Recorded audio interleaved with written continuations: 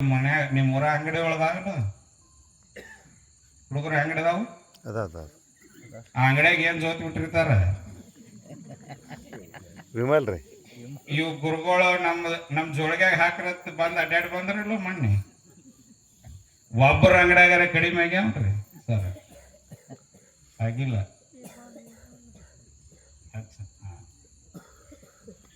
ಏನು ಬ್ಯಾಡ ಅಂತೇವಿ ಅದು ಹೆಚ್ಚಾಗ್ತದ. ಊರೊಳಗೆ ಮೊದಲು ಒಂದು ಇರ್ತಿರ್ಲಿಲ್ಲ ಚಾ ಅಂಗಡಿಗಳು. ಈಗ ನಾವು ಹುಲ್ಯಾಳದೊಳಗೆ ಒಂದು 20 ವರ್ಷದ ಹಿಂದಗಡೆ ನಾನು ಇಲ್ಲಿ ಹಾದು ಹೋಗ್ತಿದ್ದೆ ಸರ್. ಈ ಹುಲ್ಯಾಳ ಗ್ರಾಮದೊಳಗೆ 20 ವರ್ಷ ಹಿಂದಗಡೆ ನಾನು ಇಲ್ಲಿ ಹಾದು ಹೋಗುವಾಗ ಒಂದು ಚಾ ಅಂಗಡಿ ಇತ್ತು, ಬರೇ ಒಂದು ಚಾ ಅಂಗಡಿ ಇತ್ತು. ಇವತ್ತು ರೀ ಏನು ಹೈಸ್ಕೂಲ್ ಶಾಲೆಗೆ ಎತ್ತಕ್ಕೆ ಎಂಟ್ರಿ ಕೊಡ್ತೇವೆ ಹುಲ್ಯಾಳ ಗ್ರಾಮಕ್ಕೆ, ಮುಂದೆ ಪೆಟ್ರೋಲ್ ಪಂಪ್ ಹೋಗೋದ್ರಾಗ ಎಟ್ಟದಾವ್ರಿ ಎಲ್ಲ ಅಂಗಡಿನ ಕಾಂಪ್ಲೆಕ್ಸ್ ಅದಾವ. ಕಾಂಪ್ಲೆಕ್ಸ್ ಒಂದು ಖಾಲಿ ಇಲ್ಲ, ಎಲ್ಲ ಅವಾದ. ಅಂದ್ರೆ ಒಳ್ಳೆಯದ್ರ ಕಡೆ ಲಕ್ಷ ಕಡಿಮೆ ಆಗೈತಿ, ಅದು ಕೆಟ್ಟದ್ರ ಕಡೆನ ಲಕ್ಷ ಹೆಚ್ಚೈತಿ. ಇದರ ಕಡೆ ಹೋದಾಗ ನಮ್ಮ ಯುವಕರು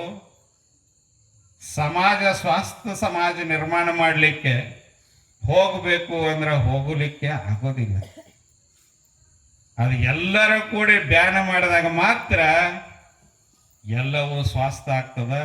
ಅಂತಹ ಉತ್ತಮ ಸಮಾಜದಲ್ಲಿ ನಮ್ಮೆಲ್ಲ ಯುವಕರು ಕೂಡ ತಾವೆಲ್ಲ ಏನಾದ್ರೆ ಬಹಳಷ್ಟು ಜನ ಬಂದಿಲ್ಲ, ಯಾಕಂದ್ರೆ ಯುವಕರಿಗೆ ಅದನ್ನು ಹೇಳ್ತೀವಿ ಅಂದ್ರೆ ಬರೋದು ಇಲ್ಲ. ಆದರೂ ಹುಲ್ಯಾಳ ಗ್ರಾಮದೊಳಗೆ ಒಂದಿಷ್ಟು ಸತ್ಸಂಗ ಪೂರ್ವದಲ್ಲಿಯೂ ಕೂಡ ಗುರುಗಳ ಪ್ರವಚನ ಶಾಸ್ತ್ರ ಕೇಳುವ ಒಂದು ಸಂಪ್ರದಾಯ ಹುಲ್ಯಾಳದ ಗ್ರಾಮದಲ್ಲಿ ಸದಾಕಾಲ ನಡ್ಕೊಂಡು ಬಂದದ ತಿಳ್ಕೊಂಡು ಇಲ್ಲೊಂದಿಷ್ಟು ಜನ ಕೂಡಿರೋದು ನನಗನ್ನಿಸ್ತದ. ಯಾಕಂದ್ರೆ ನಮ್ಮ ಹಳ್ಳಿಗಳದಾಗ ಬಂದ್ರಿ ಅಂದ್ರೆ ಎಲ್ಲ ತಗೊಂಡು ಹೋಗಿ ನಾವು ಬಂದು ಹೇಳ್ತೀವಿ ಬರ್ರಿ ಅಂದ್ರೆ 20 ಮಂದಿನೂ ಬರಂಗಿಲ್ಲ ಸರ್. ಅಂತಹ ಸ್ಥಿತಿಗಳಿಗೆ ಮನಸ್ಸು ಹೋಗ್ಬಿಟ್ಟಾವ. ಯಾವುದನ್ನ ಒಳ್ಳೆಯದನ್ನ ಮಾಡ್ರಿ ಅಂತಂದೇವೆ ಅಂದ್ರೆ ಅದ್ರ ಕಡೆ ಬರಂಗಿಲ್ಲ.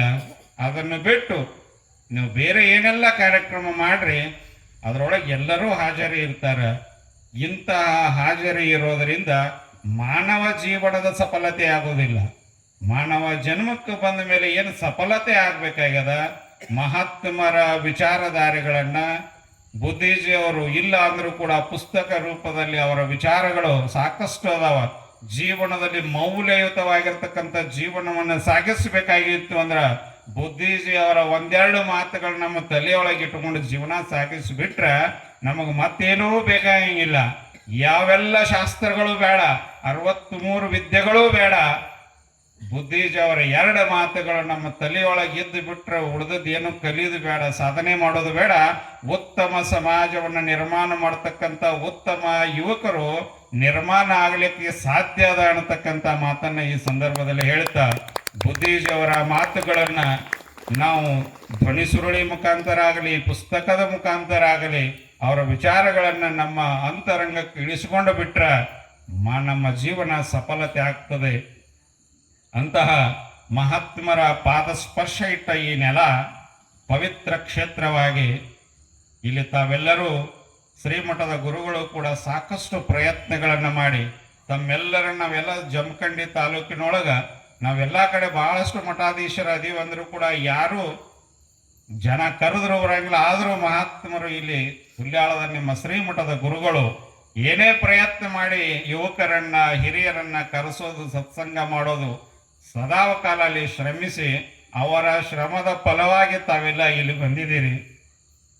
ಆ ಶ್ರಮಕ್ಕೆ ಗುರುಗಳ ಬುದ್ಧಿಜಿಯವರ ಮಾತುಗಳನ್ನು ತಮ್ಮೆಲ್ಲರ ಅಂತರಂಗದಲ್ಲಿ ಇಟ್ಟುಕೊಂಡು ಜೀವನವನ್ನು ಪಾವನ ಮಾಡಿಕೊಡ್ರಿ ಅನ್ನತಕ್ಕಂಥ ಮಾತನ್ನು ಈ ಸಂದರ್ಭದಲ್ಲಿ ಹೇಳ್ತಾ, ನಮಗೂ 5-6 ತಿಂಗಳ ಹಿಂದೆ ಗುರುಗಳು 1 ವರ್ಷ ಆತತ್ ನಾವು 5-6 ತಿಂಗಳಂದೇವಿ ಸರ್ 1 ವರ್ಷದ ಹಿಂದ್ಗಡೆ ಹೇಳಿದ್ರು. ಕಾರಣಾಂತರಗಳಿಂದ ಅದು ಹಂಗ ಮುಂದೂಡ್ತಾ ಹೊಳೆ ಮತ್ತೆ ಚೈತ್ರ ಮಾಸಕ್ಕೆ ಹೊಸ ವರ್ಷಕ್ಕೆ ಯುಗಾದಿಗೆ ನಾವು ಇಲ್ಲಿ ಬರುವಂಗಾಯಿತು. ಯುಗಾದಿಗೆ ತಮ್ಮೆಲ್ಲರಿಗೆ ಹೊಸ ವರ್ಷದ ಶುಭಾಶಯಗಳನ್ನು ಮತ್ತೊಮ್ಮೆ ಹೇಳ್ತಾ, ಎಲ್ಲರೂ ಜನವರಿಯಾಗ ಹೊಸ ವರ್ಷ ಹೇಳ್ತಾರೆ, ಆದರೆ ನಮ್ಮ ಪ್ರಕೃತಿ ಭಾರತೀಯ ಸಂಸ್ಕೃತಿ ಎಲ್ಲ ಪ್ರಕೃತಿ ಚಿಗುರು ಹೊಡಿತದ, ಹಸಿರಾಗ್ತದ.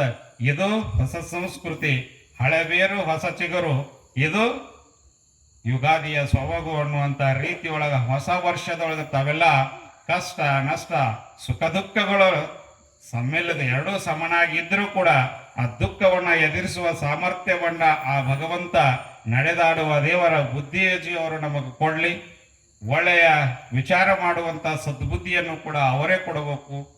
ಅದನ್ನೆಲ್ಲವೂ ಕೂಡ ಅವರು ಕೊಟ್ಟು ಕರುಣಿಸಲಿ ಅನ್ನತಕ್ಕಂಥ ಮಾತನ್ನು ಹೇಳ್ತಾ ತಮ್ಮೆಲ್ಲರ ಪ್ರೀತಿಗೆ ನಾವು ಮತ್ತೊಮ್ಮೆ ಸದಾ ಋಣಿಯಾಗಿ ನನ್ನೆರಡು ಮಾತುಗಳನ್ನ ಈ ಸಂದರ್ಭದಲ್ಲಿ ಹೇಳಿ ನನ್ನ ಮಾತಿಗೆ ವಿರಾಮ ಹೇಳ್ತೇನೆ. ಹರಿ ಓಂ ತತ್ಸತ್.